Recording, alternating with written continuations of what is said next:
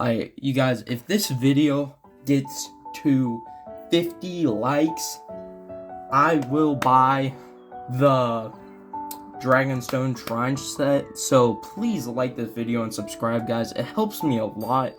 I'm hoping to get to at least 300 by the end of May. Let's call that, alright? So, back to the video, I guess. Hey guys, welcome back to the channel. Today we're going to be doing a set review of set number 71813, or the Wolf Mask Shadow Dojo. And, well, there's a lot to say about the set. Like, first of all, the side build of the set. The side build of the set is basically this little arena here, and you can basically put two minifigures on there. Like, I'll show you here.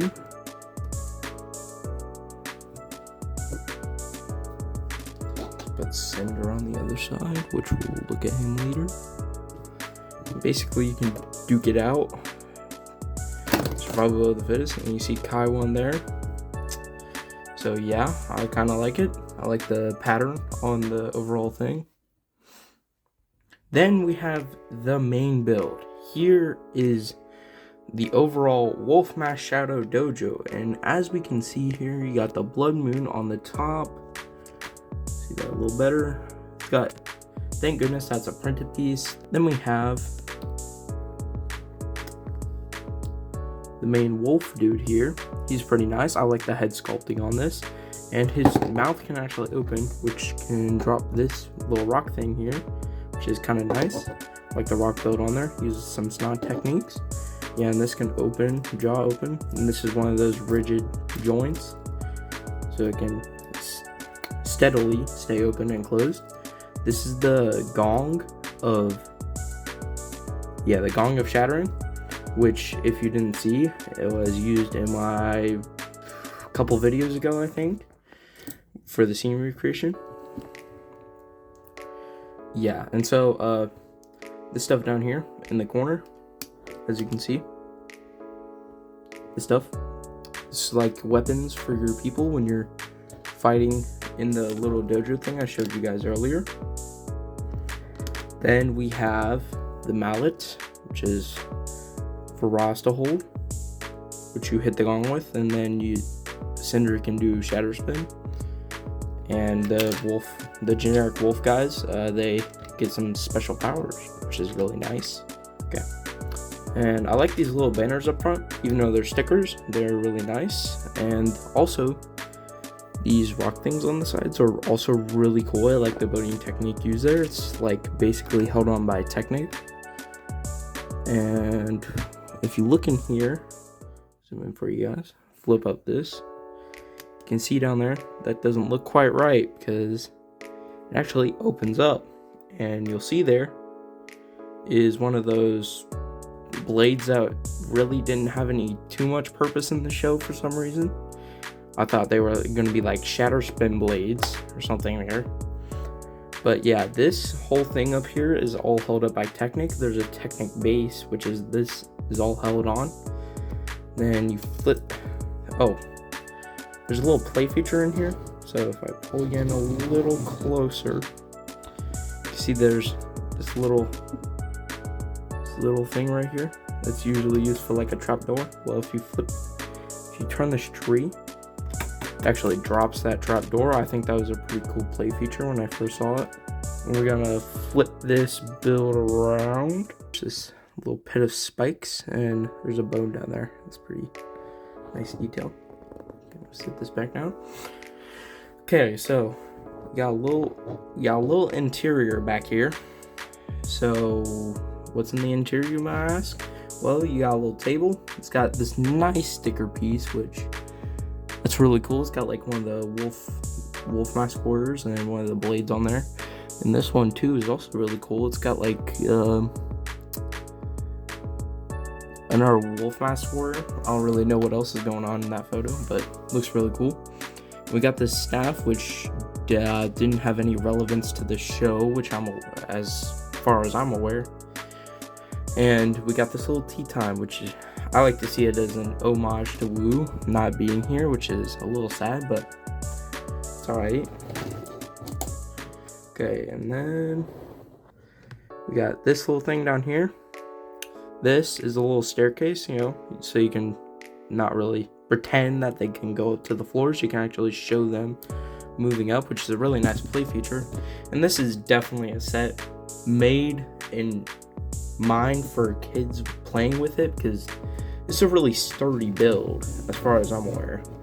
As far as my handling, it's a really sturdy build. See, you kind of just pick it up from the middle, flip it around really easily. Let's just set it back down. Okay, now we're gonna take a look at the minifigures.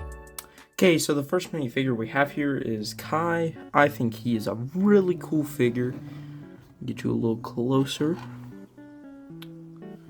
I think he's a really cool figure, honestly. I think the bright orange on this guy is amazing. I love the color scheme on him.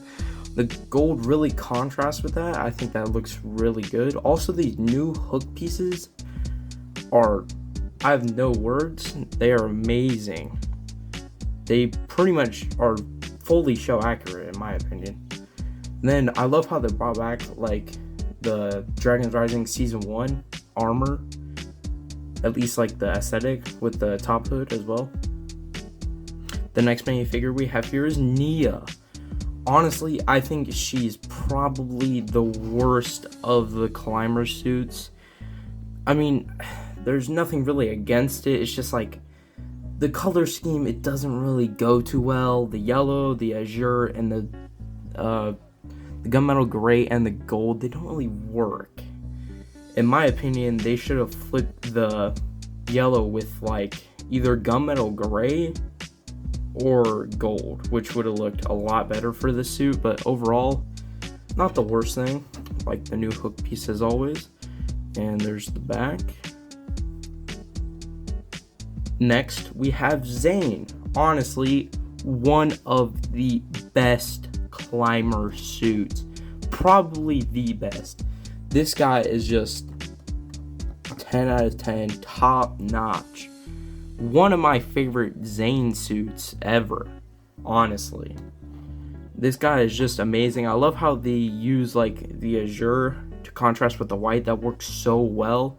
Also, not to mention, I love this little dot pattern that they all have. It's like the little dots, you know. It kind of reminds me of like the Season 8. Which, honestly, that just gives me straight out nostalgia for this guy. Finally, the last of the ninja, we have Lloyd. And this guy, he's also really good. Although, they should have probably went with something different instead of the lime green. I just didn't think it looked the best on him. But honestly, I think it still looks really good overall. Not as good as Zane's, but I'd say probably either my second or third favorite of the climber suits overall. Next up, our first villain minifigure, we have Cinder. This guy, awesome. The only thing I have a problem with is for some reason the printing, it looks okay. I guess it looks fine on camera, but like the printing in real life, it almost looks kind of faded because it's printed on a clear head for some reason. I don't know why, but see if you guys can. Yeah, there. You can kind of see there. It's printed on like a clearish head, which honestly, I have no idea why they did that. Maybe because he's the master of smoke and he like transport basically using the smoke. But yeah, and also you can get a close up of one of these sword pieces. This is really nice. I like the trans red on there. Gives me like Imperium vibes when they dual molded that, which I'll get one here in a second and show you. But yeah, like I was saying, these Imperium swords kind of reminds me of that because it also uses gunmetal gray.